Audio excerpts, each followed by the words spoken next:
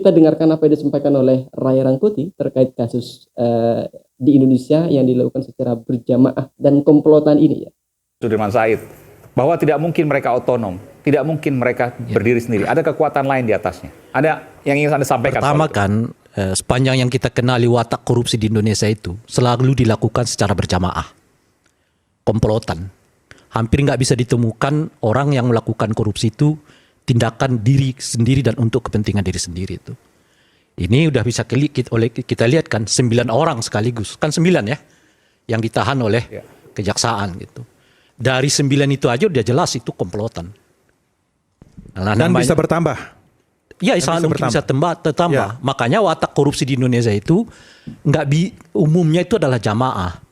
Dan jamaah itu bisa vertikal tapi juga bisa horizontal, tapi juga bisa vertikal. Apalagi sudah 5 tahun dilakukan secara berjamaah, ya mosok sih yang di atas-atas ini nggak tahu. Itu pertama tuh. Nah yang kedua, kalau kita lacak lagi dari soal uangnya ya, 1.000 triliun. Kita potong aja 1.000 triliun itu di 9 orang ini gitu. Ya, artinya setiap orang tuh mendapatkan 110 triliun kan, kurang lebih. Pertanyaannya, buat apa uang itu bagi mereka? Sebanyak itu. Saya kira uang 1 triliun aja udah hebat bagi orang. Ini 110 triliun buat apa bagi dirinya? Kalau kita misalnya menyebut mereka ini politisi, masih masuk akal. Iya, kita dengarkan ya barusan. Kita cut dulu ini. 1.000 triliun untuk 9 orang. Kalau memang untuk pribadi-pribadi mereka masing-masing itu kira-kira dapat 110 dan 110 dibagi 4 tahun itu kira-kira 2, ya 3 triliun, anggap 3 triliun 2,9 triliun lah. Ini per tahun loh. Mau makan apa, mau beli apa. Tapi kalau kita melihat orang-orang ini kayaknya biasa-biasa aja deh, nggak punya perusahaan yang begitu besar, nggak punya harta kekayaan yang begitu besar, lalu larinya uang itu kemana? Ini pertanyaannya. Benar apa yang disampaikan oleh pengamat politik Ray Rangkuti barusan.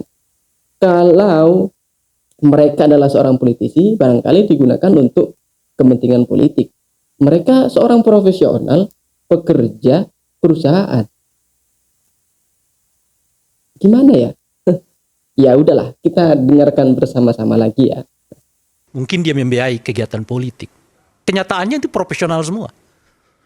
Nggak ada yang berhubungan dengan politik.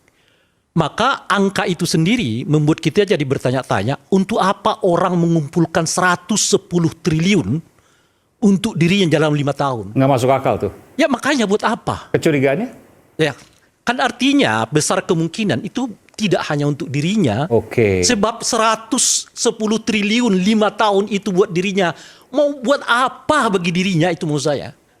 Kita nggak lihat dia punya perusahaan besar-besar, nggak punya apa-apa, dan lebih-lebih dari seperti itu nggak ada kegiatan dia yang membutuhkan hajat uang besar. Seperti misalnya umumnya para politisi kan, mereka punya partai, mendanai partai, lalu mau jadi caleg, mau jadi calon presiden, mereka butuh uang. Mereka ini profesional semua.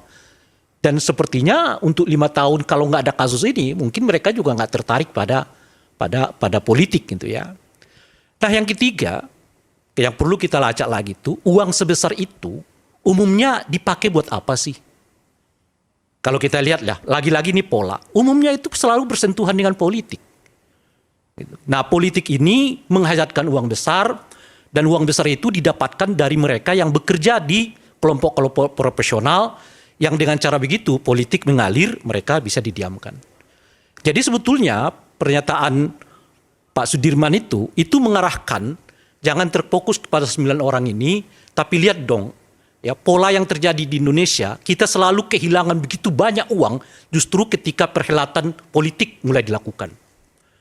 Kasus Bank Senturi, kita kehilangan begitu banyak uang ya pasca 2029 kan, Pak Sudirman 2009, ya. Begitu seterusnya. Ini 2018 menjelang setahun mau 2019. Oke. 2024 kita belum tahu. Itu. Nah, yang kelima nih yang menarik bagi saya itu adalah soal kalau dilihat dari ini semua, kan persis seperti yang disebutkan oleh tadi Pak Sudirman, ini ujung-ujungnya soal kemauan politik dari paling tertinggi di kita. Yang pola yang kita lakukan selama ini tangkap, masukkan orang lain, tangkap lagi, masukkan orang lain. Sebetulnya nggak ada niat untuk melakukan perubahan. Yang ada adalah bagaimana orang dimasukkan ke dalam satu sistem, orang itu kemudian tanda kutip diperas, kalau udah selesai merasnya, butuh kepentingan politik lain, tendang dia, masukkan orang lain. Kan Petral ini, ini kan Ya, kita sudah mendengarkan bersama apa yang disampaikan oleh Bapak Ray Rangkuti terkait dengan kasus berjemaah di Indonesia ini. Bagaimana pendapat Anda? Silakan langsung tulis di kolom komentar. Kalau saya sih, yes sih, setuju dengan apa yang disampaikan oleh Bapak Ray Rangkuti.